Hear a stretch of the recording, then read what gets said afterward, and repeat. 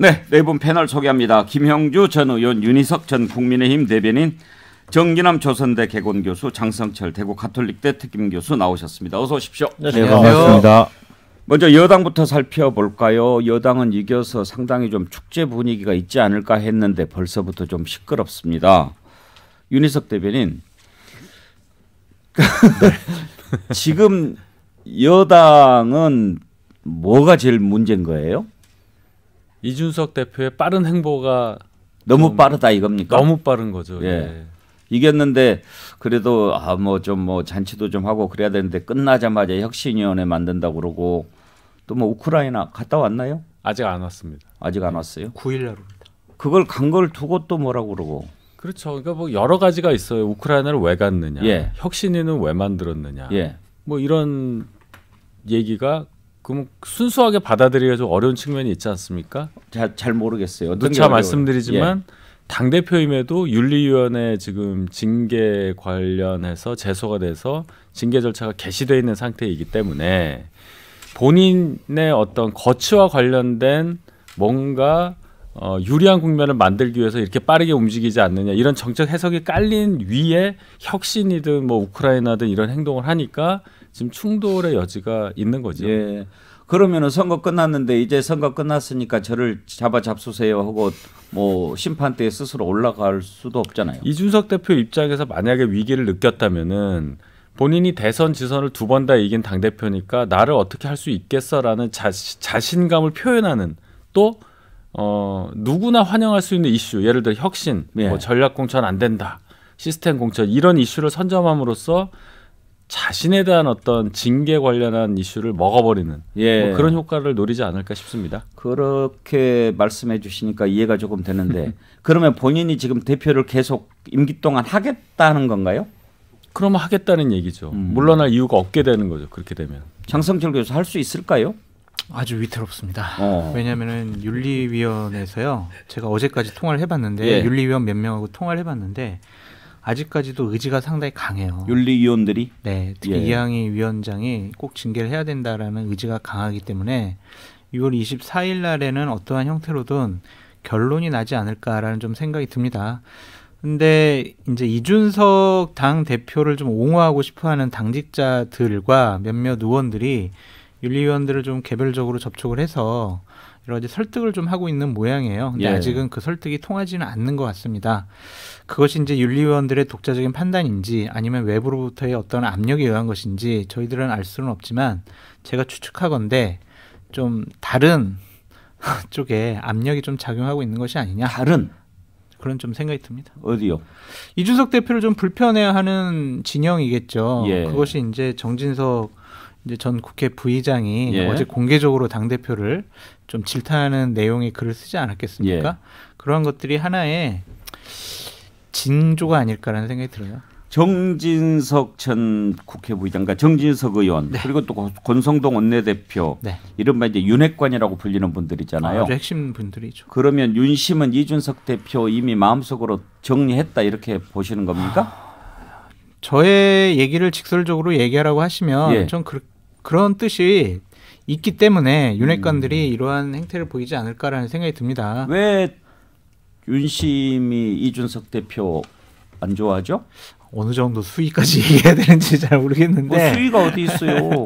궁금해서 물어보면은 아는 거 알려주시면 되죠. 그게 어떤 캐릭터와 성격상에도 이준석 대표랑 윤석열 대통령은 좀 안 맞는 것 같아요. 그러니까 서로 지기 싫어하는 모습들이었는데 대선 후보 경선 과정 그리고 대선 후보 과정 중에서 상당히 감정적인 대립들이 많았었잖아요. 그게 아직도 남아 있을까요? 네, 뒤끝 장렬을 하고 있다라고 좀 보여지고요. 그것에 대해서 상당히 불편해하는 것 같아요. 그러니까 이준석 대표가 존재하는 것 자체가 본인들이 당을 장악하는 것에 대한 걸림돌이 아니냐라고 판단을 해서 그냥 이번 기회에 빨리 치워버리자라고 결심한 것이 아닌가라고 생각이 듭니다.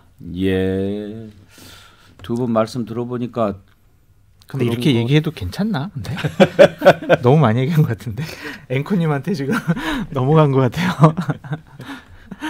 정연환 교수 두 분 말씀 듣고 보니까 좀 그런 것 같죠? 생각보다 심각한 것 같아요. 뭐 민주당 상황을 보면 답답한데 그쪽 얘기는 다음에 다음에 하기로 하고 우선 그 이준석 당대표가 어찌 보면은 그 대선 승리 또 지방선거 승리 어쨌든 2연승을 거뒀잖아요. 그런 입장에서는 남은 것은 지금 남아있는 유일한 지금 변수가 지금 좀 전에도 앞서 얘기했습니다만 24일 열리는 윤리를 통한 징계 절차 이걸 앞두고 결국은 이준석 대표가 저는 먼저 선제 공격을 한 것 같아요. 예. 살려면 닥치고 공격밖에 없다. 내가 2연승 했던 사람 한 사람 아니냐. 근데 무슨 말도 안 되는 성비 의혹 가지고 나를 잡아뜨리려고 해? 뭐 이런 생각 속에서 공격에 나선 것 같고 그 공격에 나서니까 결국은 차기 당권이라 염두에 두고 있는 뭐 정진석 부의장 또는 윤핵관의 대표적인 권성동 원내대표까지 나서가지고 그렇게는 안 되지. 아직 24일 남아 있어. 그리고 지금 가장 그 문제가 되는 부분에 있어서 이제 국정 운영이라고 하는 안정적 국정 운영에 걸맞는 집권 여당의 대표 뭐 이 역할론을 가지고 지금 공격을 하는데 글쎄요. 저는 뭐 윤핵관들이 과연 국민의힘 전체 지지층이라 그럴까? 또는 일반 국민들의 어떤 여론을 등에 업고 하는 방식이 아니라 당내 권력투쟁적 측면이 있기 때문에 결코 윤핵관들의 의도대로 될지 뭐 이 부분은 좀 더 지켜봐야 되는 거 아닌가 뭐 이런 생각입니다.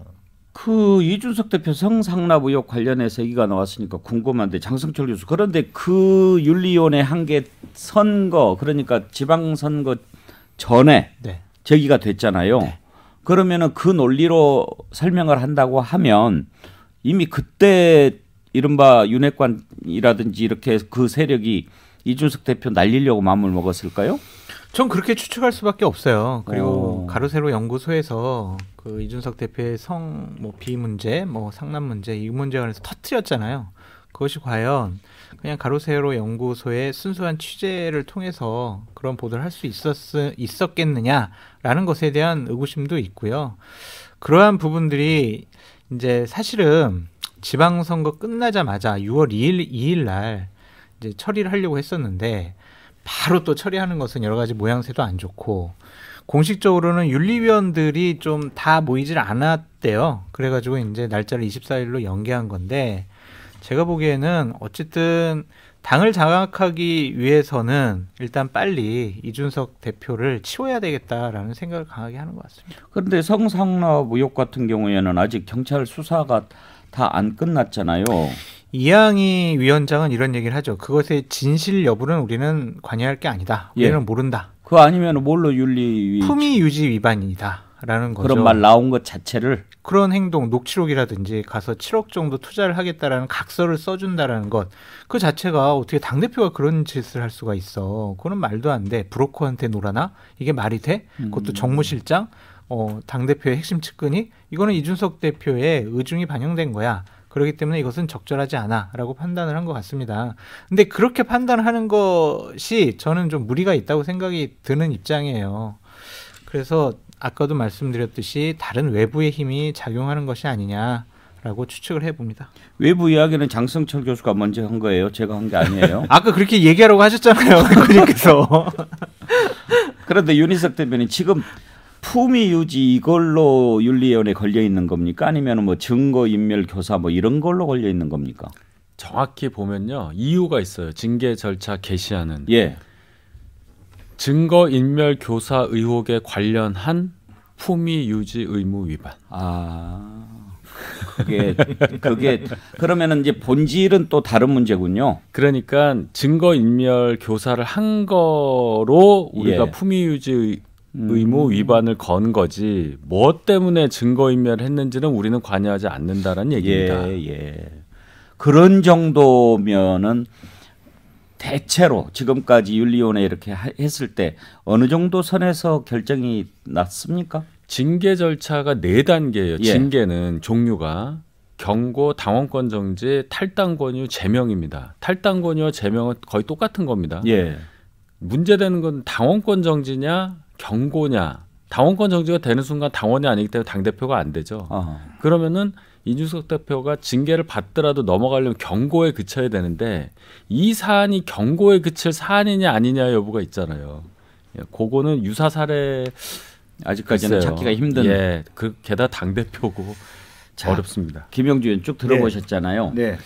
선거에서 이긴 당 그리고 당 대표가 또 이렇게 코너에 몰리는 것도 처음 보는 일이죠. 그렇습니다. 그러니까 그런 이제 그것은 결과적으로 보면 그 윤석열 대통령이 대통령 당선된 게 당의 힘이냐 개인의 힘이냐 그런 데 대한 인식의 차이가 있는 것 같습니다.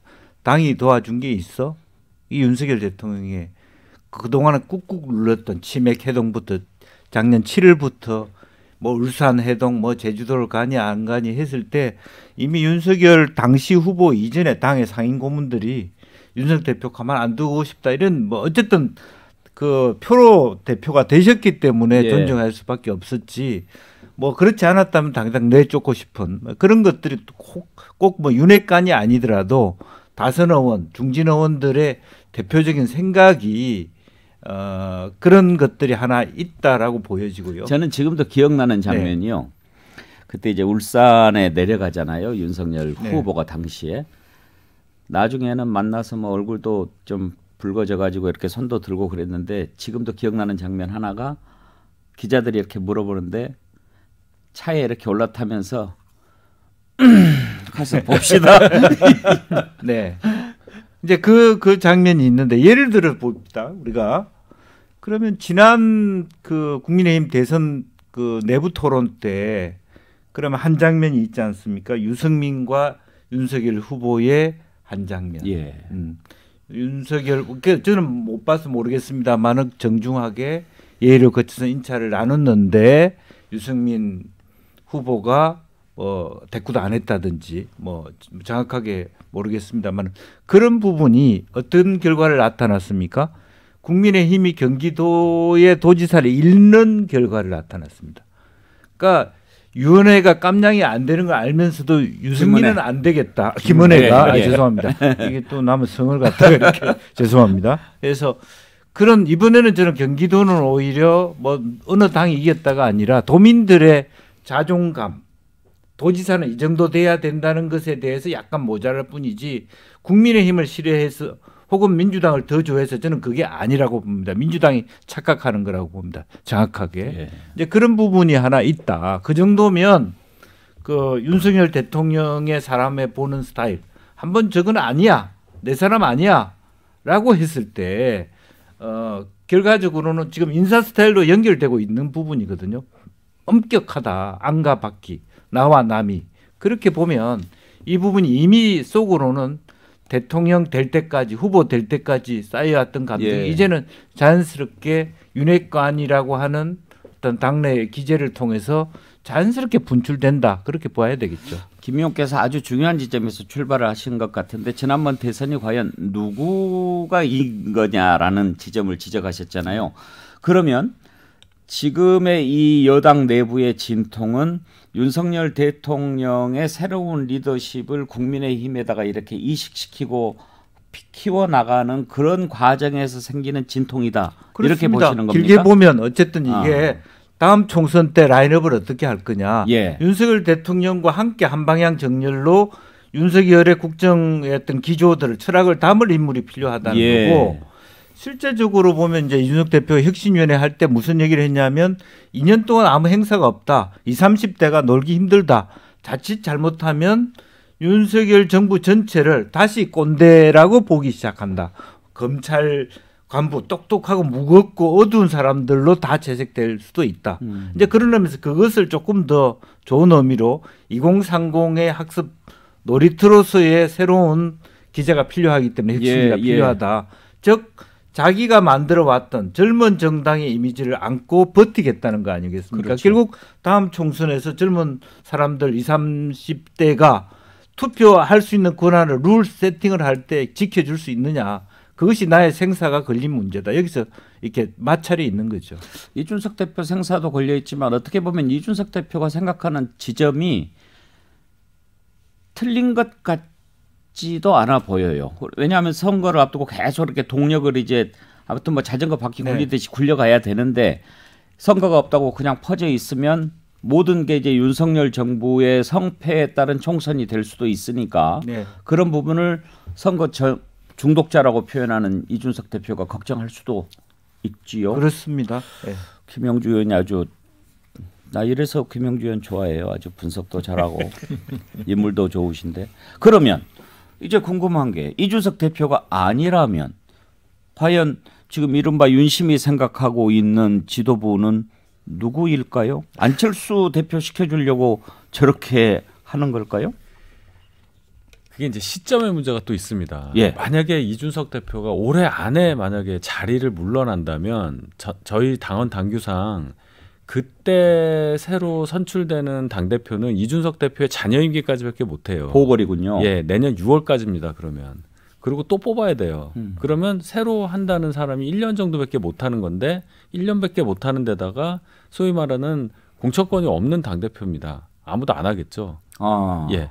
그러면 결과적으로 절차적으로는 그럼 세대 연임할 수 있잖아요. 누가요? 그분이 보궐로 그러면 계신 분이 전당대회를 또 거쳐야 되니까 예. 그거를 한 번 할 걸 두 번 하기는 싫을 거예요 아마. 잘해가지고 계속 그 힘으로 더 하려고 하는 마음도 그럴 들 수도 거고. 있겠지만 전례는 없습니다. 아 그런가요? 전례는 네. 없습니다. 한 그럼- 번도. 그렇기 때문에 그 문제가 있고요. 그렇다면 12월까지는 어떻게든 이준석 대표가 있은 다음에 1월 이후에 전당대회로 새 대표를 뽑아서 그래서 공천권 있는 정상적인 당대표를 뽑는 과정이 하나 있을 수 있고 12월에 하면 보궐이 아닌가요? 아니 1월 1월에 해야 내년 됩니다. 1월? 예, 왜냐하면 6개월인가요? 6개월입니다. 보궐. 6개월이 딱 예. 그 중간입니다. 자녀 그래서 이런 방법도 있어요. 비대위를 한번 거치는 겁니다. 예. 지도부가 이겼는데 무슨 비대위를 그 거쳐요? 얘기를 하려고 그래 지금. 그래서 얘기도 끊이지 말아요. 그러니까 그런 얘기를 누가 하더라고요. 그래서 그거는 조금 지금 여당된 지 얼마 안 됐는데 비대위가 또 들어오는 거는 좀 그러니까 이긴 당의 비대위는 좀 그러네요. 예, 시기적으로 그걸 맞추려고 비대위가 나온다는 것도 이성적이지 않기 때문에 이 지점에 지금 좀 문제가 있고 그래서 특별히 누구를 뭐 어떻게 한다 이런 차원의 얘기도 지금은 성립할 수가 없어요, 사실은. 예. 네. 장성철 교수는 그러면 어떻게 될 것 같아요? 지금 현재의 분위기나 또 윤리위의 생각들, 판단들을 보면 이준석 대표를 24일 날 당원권 정지 이상의 징계를 통해서 좀 그만두게 하려고 하는 의지가 강한 것 같습니다. 예. 물론 이제 대략 한 20여일도 안 남았죠. 그동안 주류가 지금 그쪽으로 모이고 있는 징조가 있습니까? 그렇죠. 그 윤리위원들은 거의 전원 만장일치로 징계해야 된다라는 생각을 갖고 있다고 하더라고요. 거기다가 이제 아니 솔직히 말씀드리면 윤핵관들이 자신들이 당을 장악을 해야 되는데 예. 이준석 대표가 버티고 있으니까 예. 장악이 안 되잖아요. 그러니까 윤핵관이라는 말을 이준석 대표가 만들어낸 거 아닙니까? 예. 그러니까 그런 일 치우고 일단 우리가 징검다리 형식으로라도 우리가 당대표 세워야 되겠다라는 건 같은데 저는 이러한 행동들, 이러한 판단들은 상당히 부적절하고 잘못됐다. 이준석 대표가 댐 같은 역할을 하는 거거든요. 2030 젊은 세대 중에 일부라고는 하지만 그분들이 국민의힘에게 눈길을 주고 지지를 해주는 그러한 댐을 만드는 그런 역할을 한 건데 이준석 대표를 만약에 중간에 쫓아낸다고 하면 2030 젊은 분들이 당에 대해서 다시 관심을 안 가질 수 있을 것 같아요. 그래서 저는 이런 무리한 일은 하지 말아라. 어차피 내년 6월까지 하고 자신들이 당을 장악하고 싶으면 6월달 전당대회를 통해서 자신들의 입맛에 맞는 사람을 당대표 내세우면 되지 왜 이렇게 조급하게 하느냐. 저는 천벌받을 거다라는 생각까지 듭니다. 장성철 교수는 국민의힘을 좀 걱정하는 그런 마음이 있으시잖아요. 네. 그런데 이준석 대표가 계속 하는 것이 국민의힘을 위해서 좋은데 그럼에도 불구하고 지금 밀려오는 파도는 그렇지 않을 것 같다는 걱정이 좀 있으신 것 같습니다. 그러니까 어제까지 제가 확인한 바로는 상당히 어려운 상황으로 가고 있다라고 볼 수밖에 없습니다. 정일환 교수, 사실 이준석 대표가 서울 이제 대선, 지방선거 이기는데 공을 많이 세웠지 않나요? 어떻게 보면 이준석 대표 취임 이후 그때부터 선거 승리가 시작이 됐어요, 국민의힘이. 그렇습니다. 그러니까 이준석 대표가 어쨌든 여러 가지 또 한계도 있지만 그 젊은 정당을 어떤 변화시키는 데 있어서 상징적 역할을 한 것이고 또한 그 뭐 새로운 리더십이랄까 지금 국민의힘 지도부의 리더십을 차지할 수 있는 사람들이 사실 좀 손에 꼽기 어려울 정도예요. 너무 좀 이렇게 보수 일변도 오고 이런 속에서 이준석 대표가 상당히 기대를 가지고 정당 정치의 어떤 새로운 흐름을 만들어내는데 저는 큰 역할을 했다. 그리고 실제 선거 전략에 있어서도 논란이 있었지만 여러 가지 뭐 이대남 전략이 됐던 다양한 어떤 젊은 층들을 이게 소구할 수 있는 선거 컨셉들을 계속 만들어냈다는 측면에서는 저는 굉장히 그 정당 정치의 그 발전이랄까 이런 측면에서 어떤 중요한 역할을 한 건 사실이다. 예. 근데 지금 현재 일이 나타나고 있는 국민의힘의 모습들을 보면 저는 좀 윤석열 대통령을 비롯한 집권 여당 내부에 나는 좀 약간 취임적 권력에 취해 있는 것 아닌가. 저는 이런 느낌도 있어요. 예. 뭔가 권력이라고 하는 것은 좀 조정되고 조율될 때만이 그 힘이 더 셀 텐데 이게 저는 권력이 일방적으로 만약에 관철되는 방식. 앞서 뭐 김영주 의원도 얘기하셨습니다만 저는 경기도지사 선거에 국민의힘이 결국은 유승민 후보 같은 경우를 어떤 김은혜라고 하는 윤핵관의 어떤 힘을 앞세운 윤석열 대통령의 힘을 앞세운 후보로 어떻게 보면 만들어나가는 과정 자체가 과연 지지자뿐만 아니라 국민들에게 얼마나 어떻게 비쳤을까 이런 것들이 자칫 이 취임적 권력에 취해 있는 모습으로 비친다면 저는 국민의힘 이후에 집권 여당의 전체적인 힘 자체를 어떻게 보면 빼게 하는 힘을 뺏어온다 그럴까 예. 힘이 빠지게 되는 하나의 계기가 될 수도 있다는 측면에서 그 우려는 저는 있어 보입니다. 이지재 원세 제가 한 가지 말씀드리면 권력에 취해 있다기보다는 뭐 며칠 됐다고 권력에 취해 있겠어요. 이런 거가 좀 있습니다. 대통령이 정치를 안 하던 분이신데 대통령이 되고 정치권에 계속 있던 국민의힘에 계속 있던 이른바 대선 주자급 분들이 홍준표 대표는 대구시장, 예. 오세훈 후보는 또 서울시장으로 되고 유승민 후보도 경기지사 이제 나가려고 했고 하니까 약간 그 중량급 기존에 정치하시던 분들한테 포위된 상황이 되지 않았습니까? 그게 이제 하나가 있고 두 번째는 취임한 지 지금 한 달도 안 됐는데 이렇게 빨리 차기 대선 주자급에 대한 언론의 관심이 집중된 적이 없어요. 안철수 의원까지 포함을 해서. 그래요. 예. 그러니까 어떤 면에서 보면 대통령하고 가깝다고 생각하시는 분들은 당황스러운 상황이 벌어지지 않겠습니까? 게다가 여당 대표가 전혀 다른 기존의 어떠한 여당 대표도 하지 않았던 빠른 또 본인만의 행보를 보여준단 말이에요. 이 상황은 한 번도 없었던 상황이에요. 그렇기 때문에 기존 잣대로 분석하기 좀 어렵다. 예. 대선 끝난 뒤에 지방선거를 치러서 그런지 몰라도 대선 끝나고 나서 곧바로 차기 대선 얘기가 이렇게 빨리 나오는 것은 처음이에요. 네. 저는 국민의힘에 있는 당대표나 중진 의원들에게 좀 드리고 싶은 말씀이 있어요. 예. 그러니까 다음이라는 말이 있잖아요. 다음. 누구 다음? 예, 정진석 의원 같은 경우엔 국민의힘의 가장 큰 어른 중에 한 명이에요. 그러한 중진 의원이 지금 당대표가 없는 상황에서 당대표의 행동을 치기 어린 당대표의 뭐 그냥 계획 없는 행동으로 치부해버리는 것 자체가 좀 잘못됐다라는 생각이 들고 예. 원내대표도 솔직히 이긴 정당에서 혁신위원회를 띄워가지고 야당은 저렇게 갈등과 혼란 속에 있는데 당의 개혁 그리고 국회의 개혁을 주도하겠다라는 저것이 뭐가 잘못됐습니까?